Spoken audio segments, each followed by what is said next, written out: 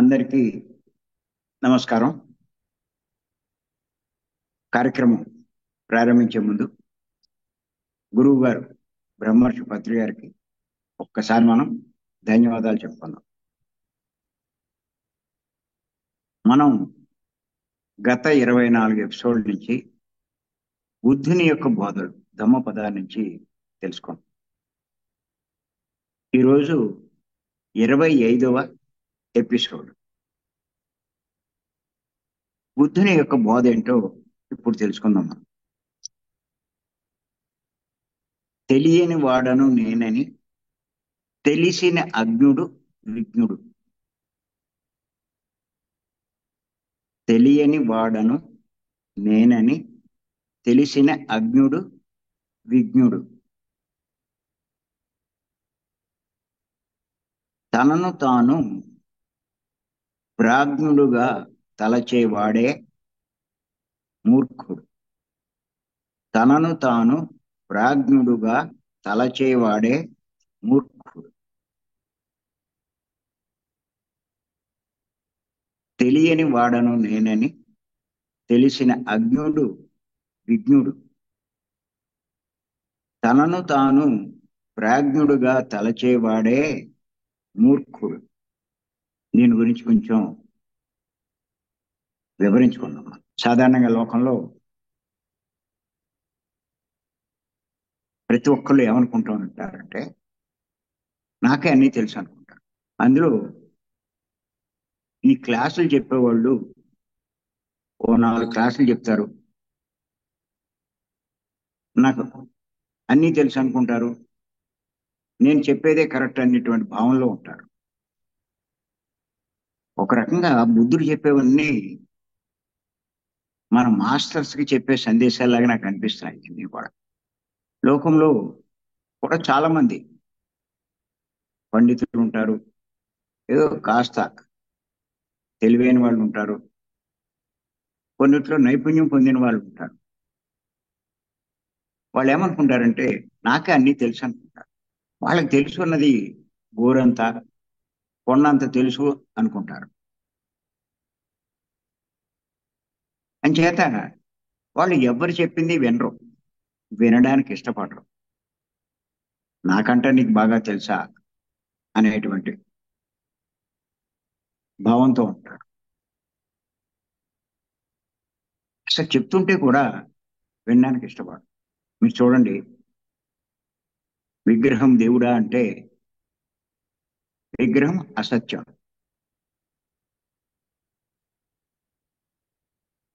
విగ్రహం దేవుడు కాదు. ఎంచేతంటే విగ్రహం అన్నది మానవుడి చేత సృష్టింపబడినది. కానీ మానవుణ్ణి సృష్టించిన వాడే ఇంకొకడు ఉన్నాడు. ఆయనే సృష్టికర్త, ఆయనే భగవంతుడు, ఆయనే దేవుడు. ఆలోచించండి. ఆలోచించగలిగితే ఇది అర్థమవుతుంది.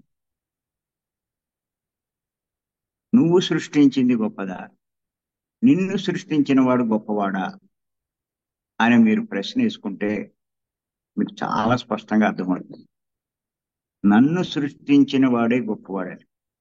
నువ్వు సృష్టించిన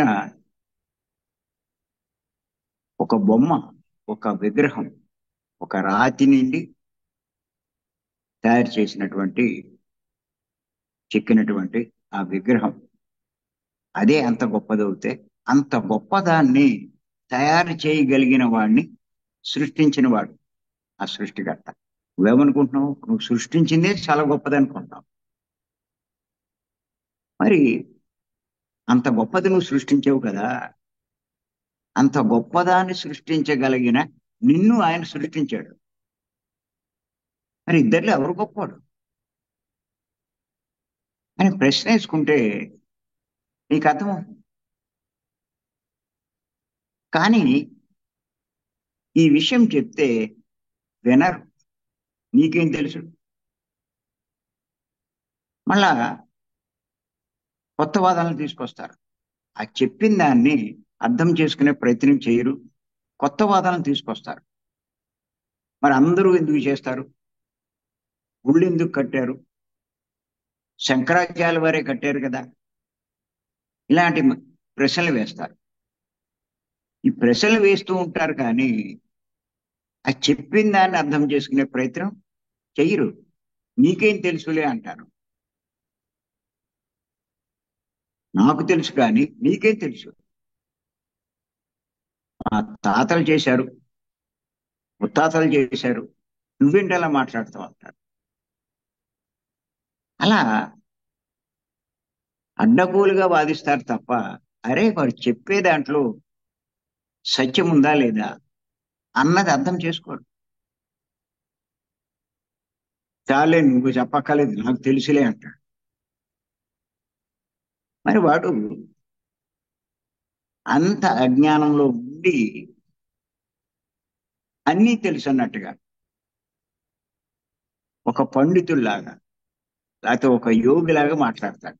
తనకు తెలుసున్నదే కరెక్ట్ అన్నాడు. దాన్నే మూర్ఖత్వం అంటారు. కానీ బుద్ధుడు ఏమన్నాడంటే, నీకు తెలియకపోయినా నాకేమీ తెలియదు, ఒకవేళ నీకు తెలుసున్నా కూడా నాకేమీ తెలియదు అని చెప్పి అనుకునే అజ్ఞాని వాడే విజ్ఞుడు అని చెప్పి అన్నారు. విశేషమైన జ్ఞానం కలవాడి కింద లెక్కొస్తాడు అన్నాడు. అజ్ఞుడు అంటే అజ్ఞాని, విజ్ఞుడు అంటే విశేషమైన జ్ఞానం కలవాడు. గుర్తుపెట్టుకోండి ఇక్కడ. అజ్ఞుడు అంటే అజ్ఞాని. అజ్ఞానం అంటేనే ఏమీ తెలియనివాడు. కానీ వాడు మటుకు ఏమనుకుంటాడంటే, నాకేం తెలుసు, నాకేం తెలీదు అనే ఎప్పుడు భావిస్తూ ఉంటాడు. వాడు నిజమైన తెలివైన వాడు. తెలిసి కూడా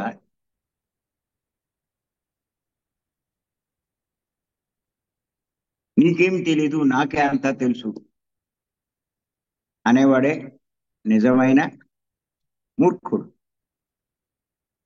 అదే చెప్పాడు ఆయన. తనను తాను ప్రాజ్ఞుడుగా తలచేవాడే మూర్ఖుడు. తెలియకపోయినా అన్నీ తెలుసు అనే భావనలో ఉండేవాడే మూర్ఖుడు అంటాడు బుద్ధుడు. అయితే ఇప్పుడు మనమంతా కూడా నేర్చుకుంటున్నాం, నేర్చుకునే దశలో ఉన్నాం, తెలుసుకుంటున్నాం ఒక్కొక్కటి. సృష్టిలో అనంతమైన జ్ఞానం ఉంది. పత్రి గారు ఒక సందర్భంగా ఉన్నారంటే, సృష్టిలో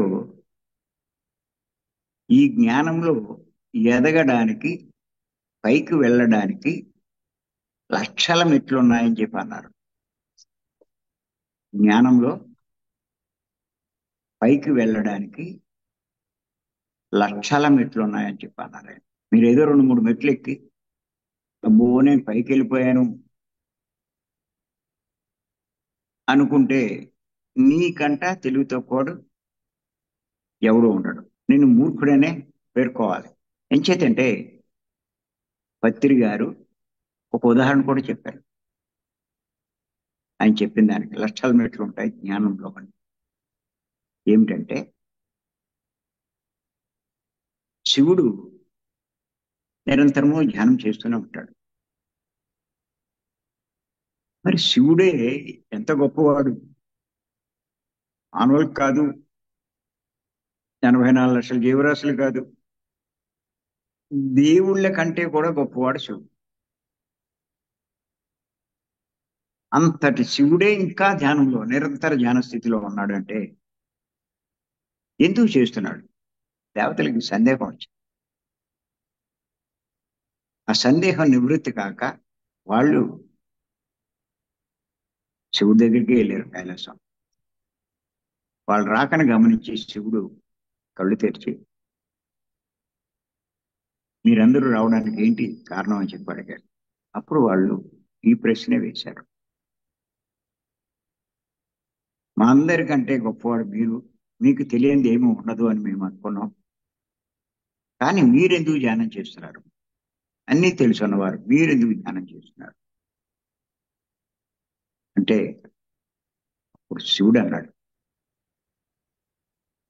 మీ అందరికీ తెలుసున్నది ఏమిటి అంటే, నాకు ఎంతో జ్ఞానం ఉందని మీరు అనుకుంటారు, కానీ నేను తెలుసుకోవాల్సింది ఇంకా చాలా ఉంది. అందుకే నేను ధ్యానం చేస్తున్నాను అని చెప్పి చెప్తాడు. దీన్ని బట్టి శివుడు లాంటి వాడే నేను తెలుసుకోవాల్సింది ఉంది అంటూ ఇంకా ధ్యానం చేస్తూ ఉంటే, మనం ఏదో 4 ముక్కలు నేర్చుకుని 4 ముక్కలు చెప్తూ నాకు అంతా తెలుసు అనే భావంలో ఉంటే నిజంగా మనం మూర్ఖులు కాక మరి చెప్పండి. అంచేత గుర్తుపెట్టుకోండి, ఎంత అద్భుతమైన సందేశం. ఎంత తెలుసుకున్నా తెలుసుకోవాల్సింది ఈ సృష్టిలో ఉంటూనే ఉంటుంది. నువ్వు ఎంత జ్ఞానం సంపాదించుకున్నా, నువ్వు జ్ఞానం సంపాదించుకోవాల్సింది ఇంకా ఉంటూనే ఉంటుంది, అనంతంగా ఉంటుంది. దీనికి లిమిట్ అంటూ ఏది లేదు. నేను పరిపూర్ణ అయిపోయాను అనుకోవడానికి ఏమీ లేదు. ఓ సందర్భంగా పత్రి గారు అన్నారు, భూమి మీద నువ్వు నేర్చుకోవాల్సినంత పూర్తిగా నేర్చుకున్నాక నీ ఇంకా భూమి మీద రావాల్సిన అవసరం లేదు. అక్కడితో అయిపోతుందా అంటే, అక్కడి నుంచి నీకు ప్రారంభం అవుతుంది. నువ్వు భూమి మీద మానవ శరీరంతో నేర్చుకున్నావు, కానీ నువ్వు నేర్చుకోవాల్సింది ఇంకా చాలా ఉంది. అది ప్రారంభం అవుతుంది. అవి నేర్చుకుంటావు. ఇక్కడ నేర్చుకునేదానికి, అక్కడ నేర్చుకునేదానికి, ఇక్కడ జ్ఞానానికి, ఇక్కడ నువ్వు నేర్చుకున్న జ్ఞానానికి, అక్కడ నువ్వు పొందేటువంటి జ్ఞానానికి ఎంతో వ్యత్యాసం ఉంటుంది. అనంతమైన సృష్టి, కోటాను కోట్ల లోకాలు, కోటాను కోట్ల జీవరాశులు, 84 లక్షల రకాలంటే మాటల. ఇంత గొప్ప సృష్టిలో ఎన్ని తెలుసుకోవాలి. భౌతిక లోకాలు, సూక్ష్మలోకాలు, ఊర్ధ్వలోకాలు, అధోలోకాలు, ఇలా ఎంతుంది సృష్టిలో నేర్చుకోవాల్సింది. జ్ఞానము అంటే గుర్తుపెట్టుకోండి, మన కంటికి కనిపించని దాని గురించి తెలుసుకోవడమే జ్ఞానం. నువ్వు కంటికి కనిపించే దాన్నే తెలుసుకుంటే నువ్వు అజ్ఞాని కిందే లెక్క. అంచేత మన మాస్టర్లు ఎప్పుడూ కూడా గుర్తుంచుకోవాల్సింది ఏంటంటే, ఎంత తెలుసుకున్నా, మీరు ఎన్ని క్లాసులు చెప్తున్నా, ఇంకా నేను తెలుసుకోవాల్సింది ఉంది అనే అనుభూతో ఉండాలి. అందుకే ఇదే చెప్తారు, మౌనంగా ఎదగమని మొక్క నీకు చెప్తుంది, ఎదిగే కొద్దీ పొదగమని అందులో అర్థం ఉంది అని చెప్పి. ఎంత అద్భుతమైన పాట అండి అది. అలా మనం ఎదుగుతూనే ఉండాలి. ఇంకా నేర్చుకోవాల్సి ఉంది. నాకు తెలిసింది కొంతే. ఎవరితోటి మనం వాదించక్కల. ఒకవేళ ఎవడైనా ఆడు అజ్ఞానంతో చెప్పాడు, వాడు తెలియదు పాపం మూర్ఖుడు అని చెప్పి వాడిని వాదించడం అనవసరం, వదిలేయడమే. ఒకవేళ ఏదైనా మనం తెలుసుకోవాల్సింది ఇంకా ఉంటే, వాళ్ళు కొత్తవి చెప్తుంటే, ఓహో మనకి ఇంకా తెలియదు కాబట్టి నేర్చుకుందామని వాడిని అడగచ్చు. దాని అర్థం ఏంటి, దాని అంతరార్థం ఏంటి, వాళ్ళు చెప్పు నాకు, నేను ఇంతే తెలుసుకున్నాను చెప్పడంలో తప్పేం లేదు. ఎప్పుడూ కూడా పత్రిక చెప్తారు, మనం ఎక్కడా కూడా తెలుసున్నట్టు బిల్డప్ ఇవ్వద్దట. నువ్వేదైనా క్లాస్ చెప్పేటప్పుడు ఎవరైనా ఒక ప్రశ్న వేస్తే, ఆ విషయం నీకు తెలియకపోతే మీరు వెంటనే, బాబు నాకు అది తెలియదు, నేను తెలుసుకుని చెప్తాను, లేకపోతే నువ్వు ఓ పని చెయ్యి, నువ్వు అభ్యవరం రా, అభ్యవరంలో నీకు అన్ని విషయాలు తెలుస్తాయి అని చెప్పి చెప్పచ్చు. తప్పేం లేదు. తెలీదు అనే మాట అక్కర్లా. నేను కూడా చెప్తూ ఉంటాను, నాకేమి పాండిత్యం లేదు, నాకు సంస్కృతం రాదు,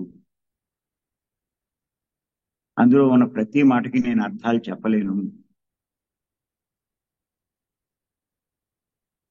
ఈ యోగత్వానికి కావలసిన, యోగికి కావాల్సినటువంటి ముఖ్యమైన విషయాలన్నీ నేను పత్రిక గారి దగ్గర నేర్చుకున్నాను, వాటినే మీకు చెప్పడానికి వస్తున్నాను అని నేను స్పష్టంగా చెప్తాను.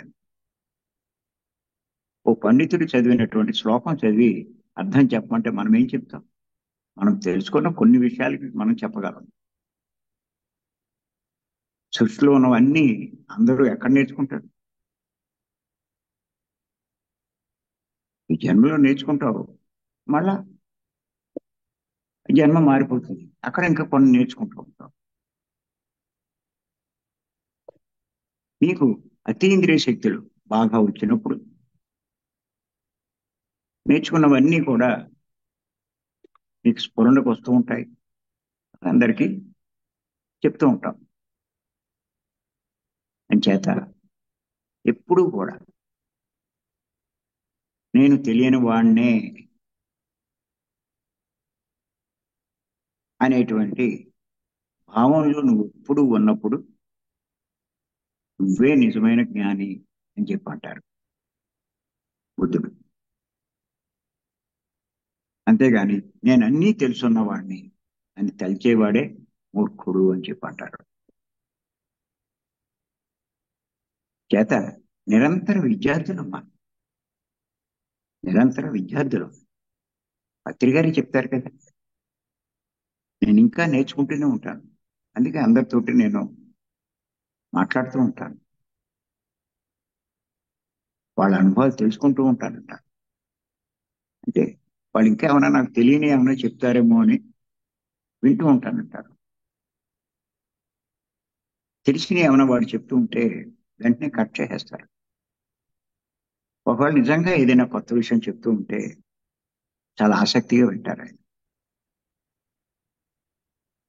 అంటే ఇంకా నేర్చుకోవడానికి ప్రయత్నిస్తారు ఆయన, ఇంకా పుస్తకాలు చదువుతారు ఆయన, గొప్ప గొప్ప వాళ్ళు రాసినాయి. నాకు ఒక్కోసారి అనిపిస్తుంది, ఆయన ఇన్ని విషయాలు చెప్తున్నారే, ఇంకా పుస్తకాలు చదవాల్సిన అవసరం ఏంటి, ఆయనకి తెలియంది ఏముంది అని నాకే అనిపిస్తుంది ఒక్కోసారి. మళ్ళీ అప్పుడు అర్థమవుతుంది, ఓహో, ఈ సృష్టిలో ఎంత నేర్చుకున్నా ఇంకా నేర్చుకోవాల్సింది ఉంటూనే ఉంటుంది. అని చేత అజ్ఞుడు అంటే అజ్ఞాని నాకేమీ తెలియదు అని అనుకోగలిగితే, ఆ భావంలో ఉంటే వాడే నిజమైన జ్ఞాని అని చెప్పి అంటాడు. ఎంత నేర్చుకున్నా నేర్చుకోవాల్సింది ఇంకా ఉంటూనే ఉంటుంది, ఇది ప్రతి మాస్టరు తెలుసుకోవాల్సింది. ఎందుకంటే నువ్వు తెలియదు అని అనుకున్నప్పుడే తెలుసుకోవడానికి, నేర్చుకోవడానికి ఆసక్తి చూపిస్తావు. నాకు అన్నీ తెలుసని అనుకుంటే ఇంకా తెలుసుకోవడానికి ఏం ఆసక్తి చూపిస్తావు? నువ్వు ఇంకేం తెలుసుకుంటావు, ఇంకేం నేర్చుకుంటావు? తెలియదు అనుకున్న వాడే నేర్చుకోవడానికి ప్రయత్నిస్తాడు. గుర్తుపెట్టుకోండి, తెలియదు అనుకున్న వాడే ఏదైనా వినడానికి, నేర్చుకోవడానికి ప్రయత్నిస్తాడు. నువ్వు ఏదైనా క్లాసులో కూర్చున్నప్పుడు నాకు అన్నీ తెలుసు అన్నట్టుగా కూర్చోద్దు, నాకేమీ తెలియదు అన్నట్టుగా కూర్చోండి. మళ్ళీ ఎన్ని ఉంటాయో మీకు, మళ్ళా తెలిసిందే చెప్తున్నారు, ఇవన్నీ మనకు తెలిసినయే కదా, ఇంకా మనం ఎండం ఏంటి అనుకుంటారు. వీళ్ళు అనుకుని నిర్లక్ష్యం చేసి దాని మీద దృష్టి మరలుస్తారు.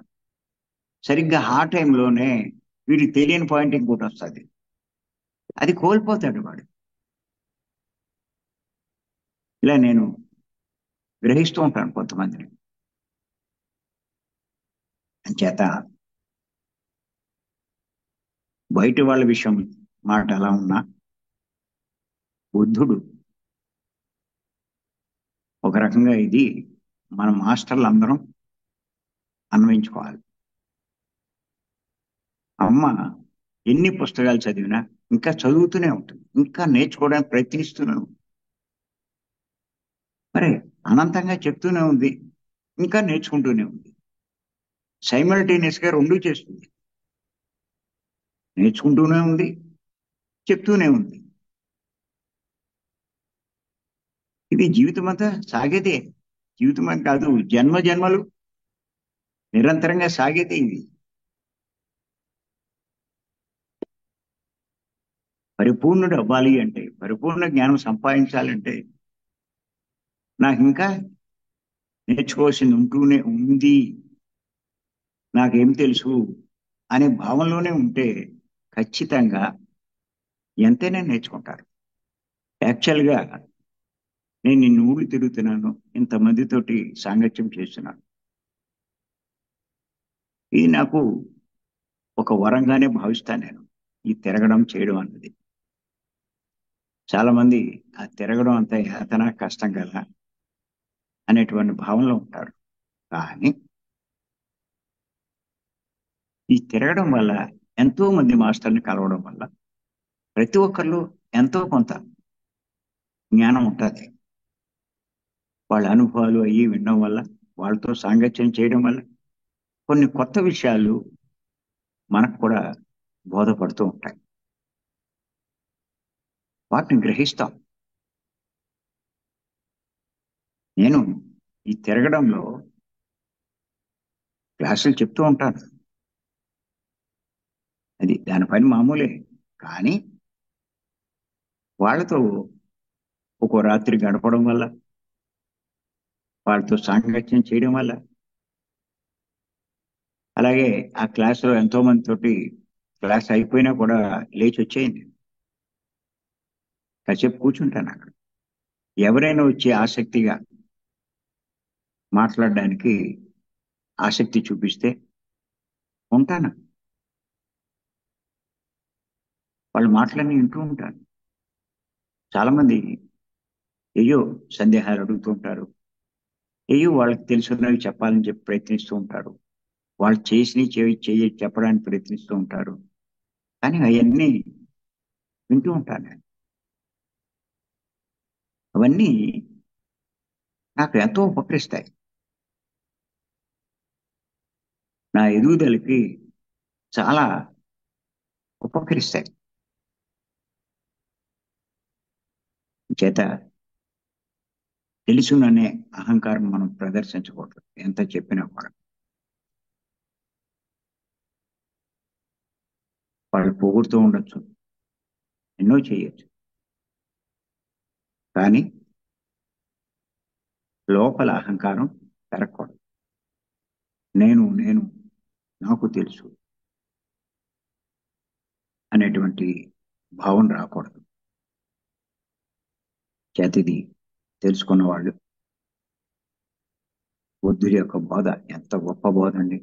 ఆధ్యాత్మికంగా ఎదగాలనుకున్న వాళ్ళు, జ్ఞానపరంగా ఎదగాలనుకున్న వాళ్ళు, ఈ బోధ మామూలు బోధ కాదండి. తెలియని వాడను నేనని తెలిసిన అజ్ఞుడు, అజ్ఞాని, నాకేం తెలియదని తెలుసుకున్న అజ్ఞాని వాడే నిజమైన జ్ఞాని అంట.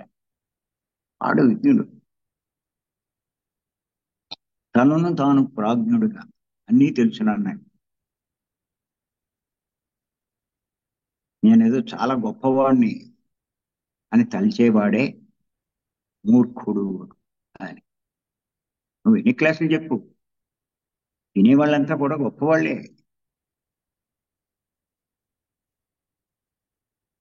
అనే భావంతో ఉండాలి. నా మాటలు అంటున్నారు కాబట్టి వాళ్ళంతా సన్నాసులు అనేటువంటి భావనలు ఎప్పుడూ ఉండకూడదు. నాలుగు మాటలు చెప్పేసి నేను గొప్పవాడిని అయిపోయాను, గొప్పదాన్ని అయిపోయాను అనేటువంటి అహంకారంతో విరవీగితే ఏమి నేర్చుకోలేవు, నువ్వు ఎదగలేవు.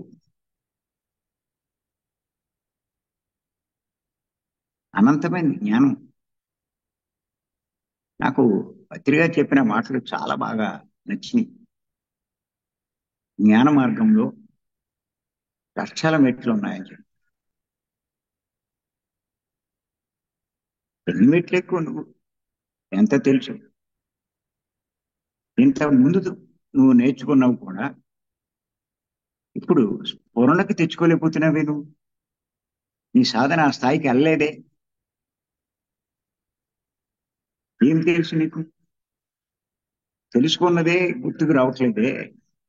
తెలుసుకున్నదే, నేర్చుకున్నదే చెప్పలేకపోతున్నావే.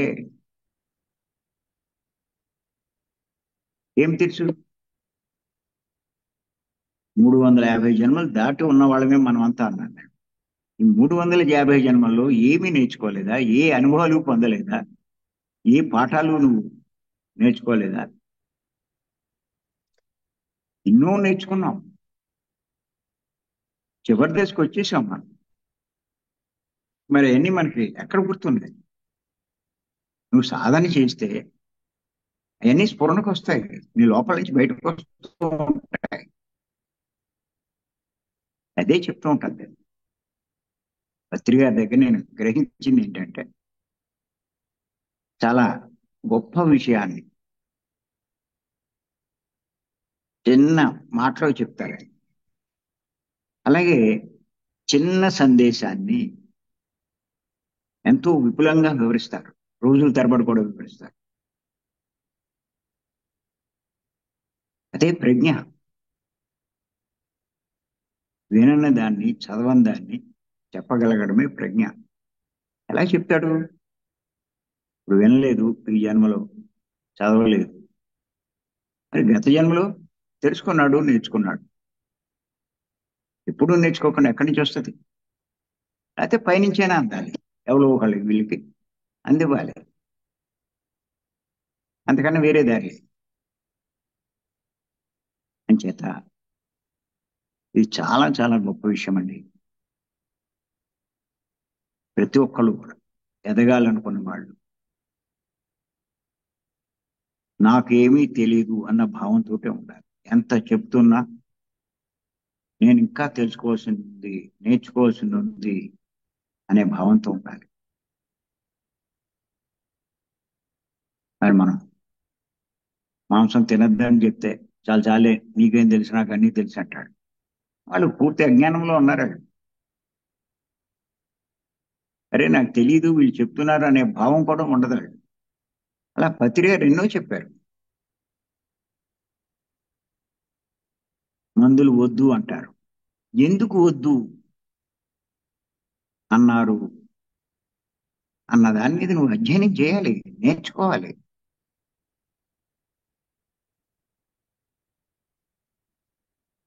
అలా ఒక నామం వద్దు, మంత్రం వద్దు, రూపం వద్దు అంటారు. ఎందుకు వద్దు అన్నారు? దాన్ని నువ్వు డీటెయిల్డ్గా అర్థం చేసుకోవాలి. ఏంటో ఆ క్లాస్ చెప్పే టైంకి కాస్త 4 మాటలు చెప్పేసి ఇంక మన పని మనం చేసుకుంటాం. అరే ఎన్ని వాటికి క్లారిఫికేషన్ తీసుకోవాలి జన్మలో. నేర్చుకోవడానికి అవకాశం వచ్చిందే. నేర్చుకోకుండా ఇంకా ఏదో సంపాదన మీద, దాని మీద, ఉద్యోగం మీద నా డ్యూటీ నేను చేస్తున్నాను. నువ్వు డ్యూటీ అయ్యే లోపల నీ ఇంద్రియాల శక్తి అంతా కూడా పోతుంది. ఏం చేస్తావు నువ్వు? నేర్చుకోవడానికి కూడా ఆస్కారం ఉంది. నీ కళ్ళు సరిగ్గా కనపడవు, నీ చెవులు సరిగ్గా వినపడవు, మాటలు స్పష్టం ఉందో, ఆలోచించలేవు, ఎవడైనా చెప్తే అర్థం కాదు. అలాంటి పరిస్థితి వస్తుంది. అన్నీ బాగున్నప్పుడే మనం ఏదైనా చేయాలి. చేత ఎన్ని తెలుసున్నా తెలియనట్టు ఉండాలి. పెట్టుకోండి ప్రతి ఒక్కరికి నేను చెప్పేది.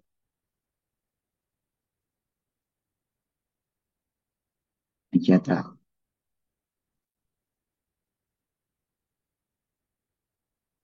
బుద్ధుడు చెప్పినటువంటి ప్రతి మాట, ప్రతి పదం